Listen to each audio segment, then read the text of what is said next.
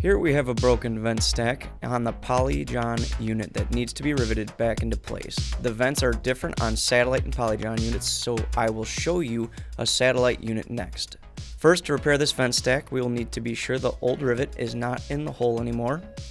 If removed, we will push the vent through the hole in the roof and then line the bottom up with the hole in the tank. A good trick is to twist the stack a few times in the hole to get it seated properly.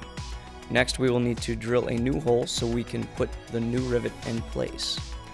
With the new hole drilled, we will take the rivet and tighten the gun like always at the 90-degree angle.